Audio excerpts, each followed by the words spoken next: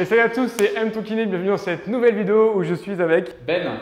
Voilà. Salut Ben, merci de nous prêter une fois de plus ton corps pour cette nouvelle vidéo où on va parler du bodypainting et surtout du TFL. On va faire toute la vidéo en quiz comme ça. Et du coup, le TFL, c'est… Un syndrome. Le TFL, on va voir ensemble ce que c'est, pourquoi ça fait mal, le fameux syndrome de l'essuie-glace où on peut retrouver des douleurs au niveau du genou. On va revoir ensemble l'anatomie, pourquoi ça fait mal, mais surtout que mettre en place pour essayer de réduire ces douleurs et pouvoir faire les sports qu'on veut. Allez, parti. Allez, c'est parti.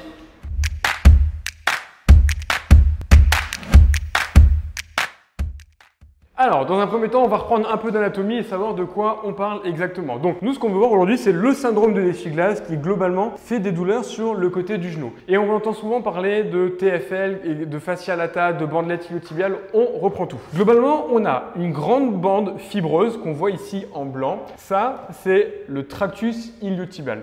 Quand on parle de TFL, c'est le tenseur du fascia lata. On parle en fait du muscle qui est juste là. Donc ça, c'est la partie musculaire. C'est cette partie qu'on va pouvoir contracter de manière volontaire. Mais cette partie-là, le fascia lata ou la bandelette iliotibiale qui descend et vient s'insérer au niveau du tibia, ça, c'est pas un tendon, c'est une bande fibreuse sur laquelle on n'a aucune action. Il ne peut pas volontairement, Ben aujourd'hui, contracter son fascia lata. Par contre, il peut contracter ce qu'on voit, le grand fessier qui est juste là et le TFL qui est sur le devant. Mais c'est seulement sur la partie haute qui est musculaire qu'on peut avoir une action et pas sur la partie basse. Maintenant que ça c'est compris, les douleurs, on voit, elles sont localisées à ce niveau-là. On a le fémur qui évidemment est beaucoup plus gros, prend toute la cuisse et la bandelette va venir en contact à ce niveau-là. Pendant longtemps, on pensait que les problèmes d'essuie-glace venaient d'un frottement entre la bandelette et le fémur, parce que le fémur présente un condyle, une excroissance osseuse qui, lorsque Ben va squatter, va venir frotter avec la bandelette. Et c'était ces frottements lors d'exercices de squat, de marche et compagnie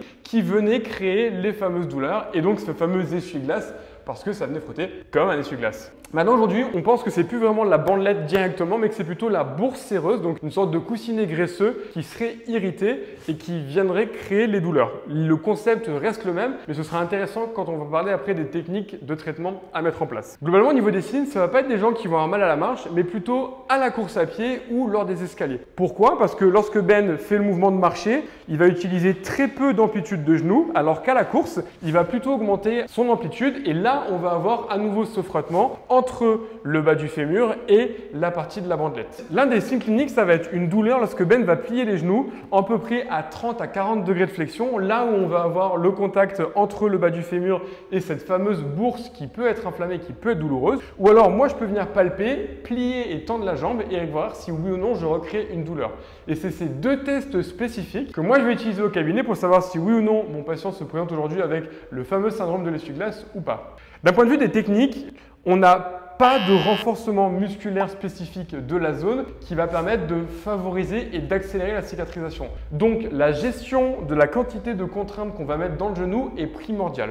Pendant longtemps, au cabinet, on a vu des gens qui massaient le TFL, qui étiraient le TFL. On a même utilisé des ondes de choc pour essayer de détendre ce TFL. J'ai plus les valeurs exactes, mais sachez qu'il est impossible manuellement de détendre le TFL. La structure est tellement résistante, elle est tellement costaud que les forces à développer sont trop fortes et donc on n'a aucun effet manuel dessus. De plus, on a vu ensemble que c'était plutôt la bourse juste derrière qui était sensible. Donc de venir masser une bourse, il n'y a aucun intérêt et donc ce TFL, de toute façon, on ne pourra pas le détendre. Donc le renforcement musculaire n'est pas possible. On gère le volume d'entraînement, quelle quantité de course à pied je fais, quelle quantité de dénivelé je fais, quelle quantité d'escalier je monte ou pas. Évidemment, ma récupération, mais on a quand même des exercices qu'on va pouvoir mettre en place pour gérer ça. Et les exercices de renforcement musculaire, ils vont plutôt cibler la région des fessiers. Je vous ai déjà fait des vidéos là-dessus où je vous parlais de l'intérêt du renforcement du moyen fessier que je vous mettrai juste là. Mais globalement, lorsque vous descendez sur votre squat, renforcer ces fessiers va permettre de stabiliser la position du genou. Si tu nous montres de face,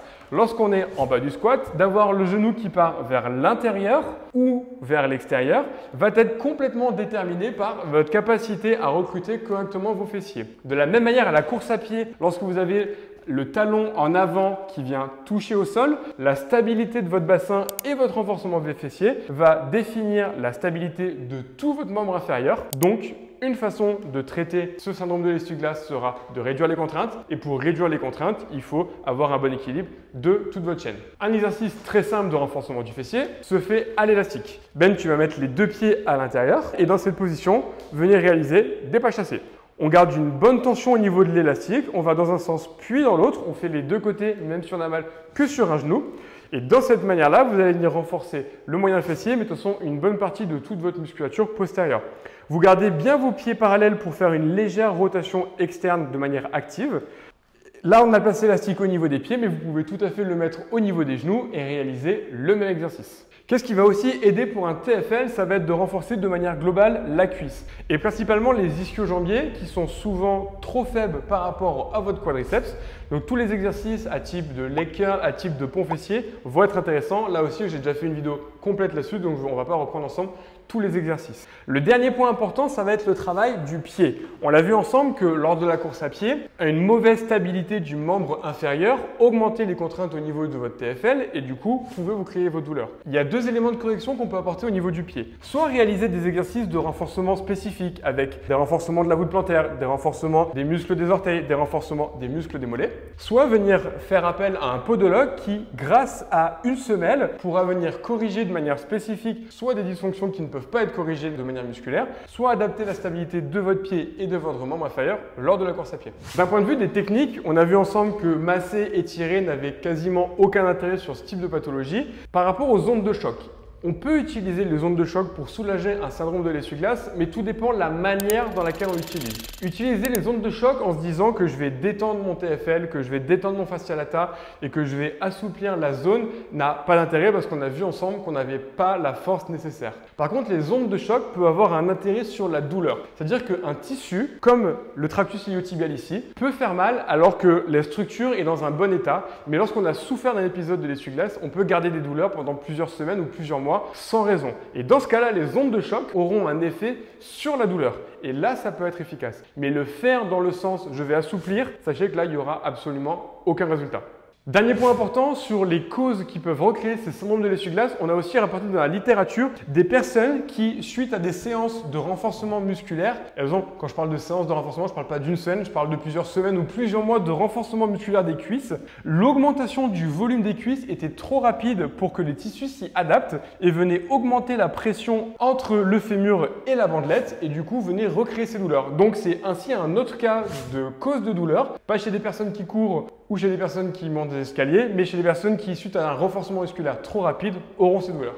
J'espère que cette vidéo vous a plu, qu'elle vous a permis de mieux comprendre ce qu'était ce fameux syndrome de l'essuie-glace, la différence entre la partie musculaire et la partie du fascia. N'hésitez pas à mettre un pouce bleu et à me poser toutes vos questions en commentaire et puis à vous abonner à ma chaîne pour ne pas louper le prochain contenu. Merci Ben. De rien.